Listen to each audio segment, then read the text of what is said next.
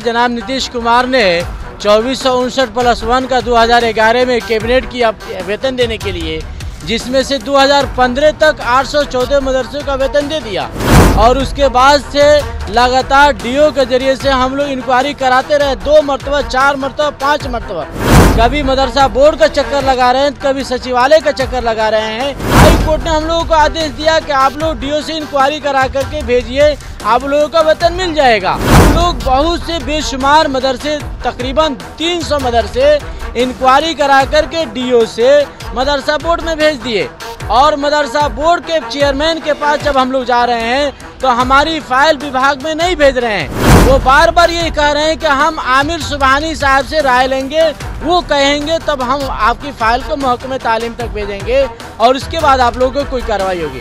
मदरसा के शिक्षक लगातार दर दर भटक रहे हैं। कभी नीतीश कुमार के अधिकारी आमिर सुबहानी के पास जा रहे हैं, कभी राजद के नेताओं के पास जा रहे हैं, कभी जदयू के नेताओं के पास जा रहे हैं, मंत्रियों के पास जा रहे हैं, लेकिन मुलाकात नहीं हो पा रही है। मांग क्या है? मांग ये है कि मदरसा के टीचरों का वेतन नहीं दिया गया। अपने वेतनमान को लेकर लगातार दरवाजे भटक रहे हैं। ऐसे में गुहार लगा रहे कि हमें वेतन दे दिया जाए। काफी परेशान है। ऐसे में एमएलसी आवाज जो है मदरसा के शिक्षक पहुंचे थे, जुड़ेंगे, बात करेंगे और जानेंगे क्या कुछ मामला है और क्यों इतना परेशान है। तो आइए जुड़ते हैं। क्या नाम है आपका?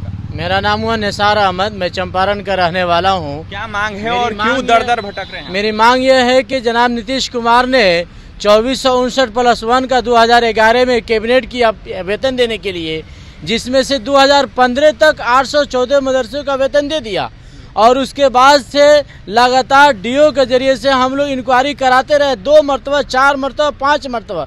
कभी मदरसा बोर्ड का चक्कर लगा रहे हैं, कभी सचिवालय का चक्कर लगा रहे हैं।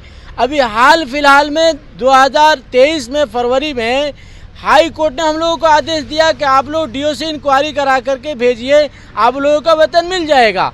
हम लोग बहुत से बेशुमार मदरसे, तकरीबन 300 मदरसे इंक्वायरी करा करके डीओ से मदरसा बोर्ड में भेज दिए और मदरसा बोर्ड के चेयरमैन के पास जब हम लोग जा रहे हैं तो हमारी फाइल विभाग में नहीं भेज रहे हैं।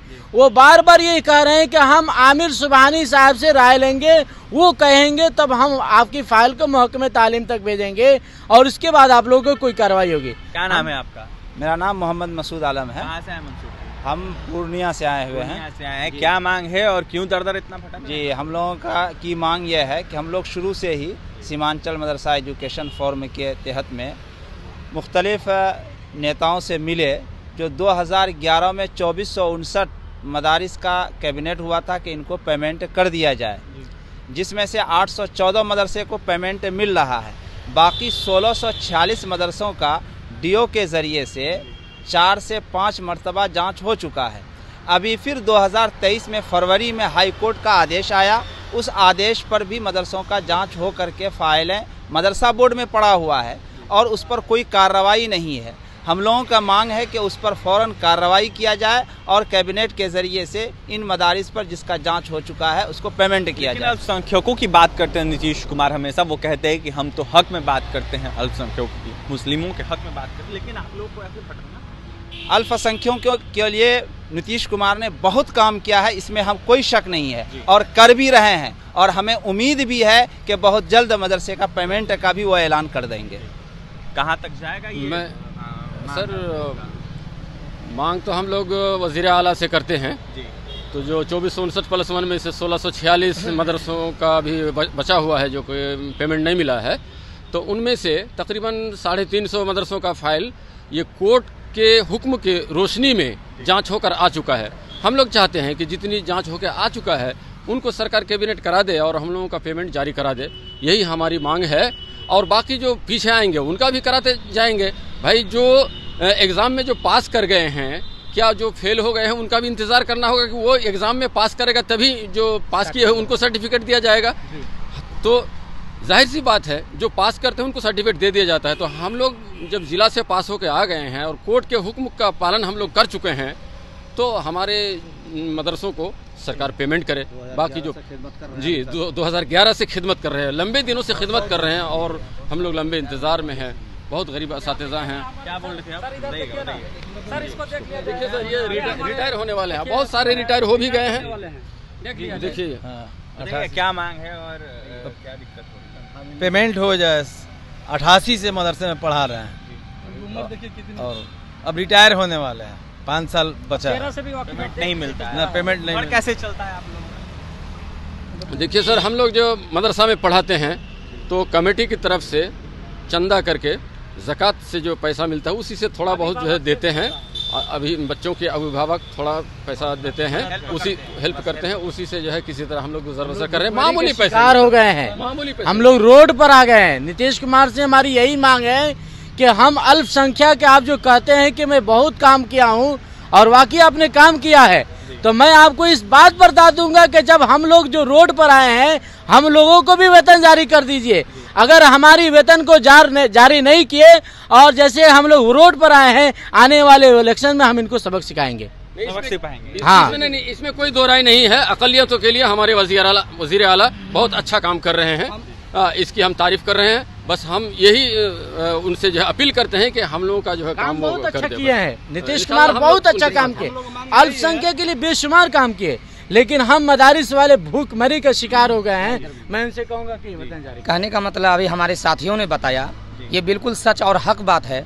हम लोग 2011 से जो आशा लगाए हुए हैं और भूखमरी के शिकार हो गए हैं। हम लोगों के बीवी बच्चे हैं, किस तरह गुजर चलता है ऊपर वाला जानता है। और हम लोग कहीं मजदूरी भी नहीं कर सकते हैं। मदरसे में पढ़ा रहे हैं तो वहाँ से तनख्वाह भी नहीं मिल रही है। आज मिल रही तनख्वाह, आज कैबिनेट हो रहा, आज सरकार पेमेंट कर रही है। इसी भरोसे पर अभी तक हमारे लोग की ज़िंदगी तबाह बर्बाद है। रोड पर आ गए हम लोग, और हम लोग कहीं दिल्ली पंजाब भी नहीं जा सकते मजदूरी के लिए, कि हम लोग भरोसे पर हैं कि सरकार से लौ लगा रहे हैं कि किसी तरह हमारी मांग को पूरी कर ले। इसलिए सरकार से हमारी आग्रह है, इल्तिजा है कि हम लोग आज हाई कोर्ट की रोशनी में जो हमारा रिपोर्ट आया है मदरसे से और DO साहब ने भेजा है, जितने फाइलें आगे उस पर फौरी तौर पर जो है कार्रवाई की जाए, हम लोग का पेमेंट किया जाए। बस यही हमारी इल्तिजा है हमारी सरकार से।